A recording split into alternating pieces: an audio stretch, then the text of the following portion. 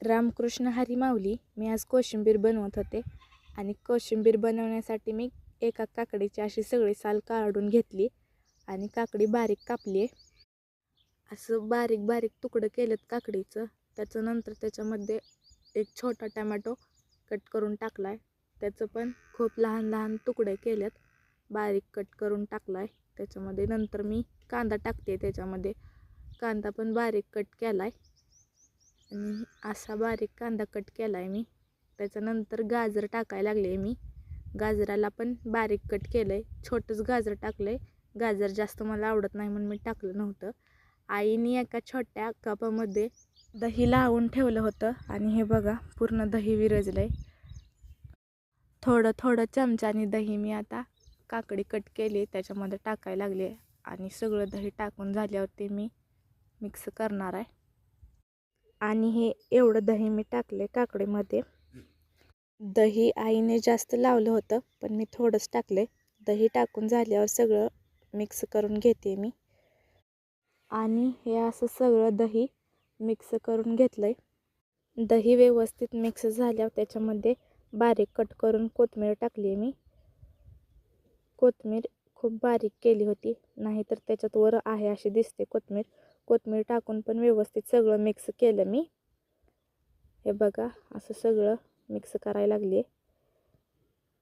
वरून थोडीशी साखर टाकली आणि साखर टाकून झाल्यावर परत एकदा सगळं मिक्स करून घेतलं आणि ही अशी माझी कोशिंबीर तयार झाली होती. आता लगेच मी खायला घेणार आहे. असं वाटीमध्ये खाण्यासाठी कोशिंबीर घ्यायला लागले मी आणि कोशिंबीर खाऊन मला रानात यायचं होतं.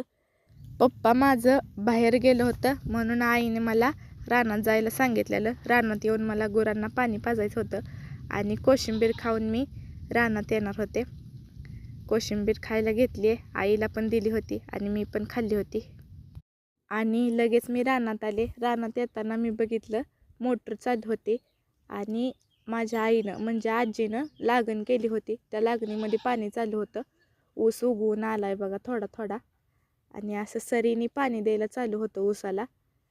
निम्मं रान भिजवलं आहे, अजून निम्मं भिजवायला चालू आहे. दिवसाची लाईट असल्यामुळं दिवसा पाणी चालू आहे.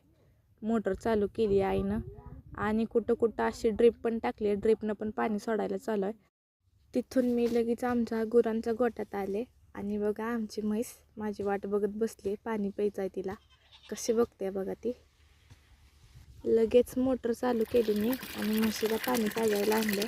उन्हाळ्याचा दिवस असल्यामुळं गुरांना सारखं पाणी पाजावं लागतं. त्यांना पण आपल्यासारखीच तहान लागत असते सारखी. सकाळी पप्पा पाणी पाजून गेलं होतं बघा, तरी पण किती पाणी पिते ती. खूप ऊन पडलं होतं आणि म्हशीला पाणी पाजून मी बांधलं होतं पण म्हैस लगेच सुटली होती. मला नीट बांधता येत नाही म्हणून माझा छोटा भाऊ म्हणजे माझ्या चुलत्याचा मुलगा आहे हा आणि तो मला सांगत होता म्हैस कशी बांधायची. त्यानं बांधली आहे बघा म्हैस. आणि आमच्या शेळीची पिल्लं कुठे खाली जाऊन बसली होती बघा. वैरण कुटी करायची मिशन आहे ती, त्याच्यामध्ये जाऊन बसलेली. आणि लगेच मी शेळीच्या पिल्लांना पण पाणी पाजलं. पाणी प्यायसाठी कशी भांडणं करतात बघा. एका एकाला पाणी नेऊन ठेवावं लागतं आणि परत मी सगळ्यांना पाणी पाजून वैरण टाकली.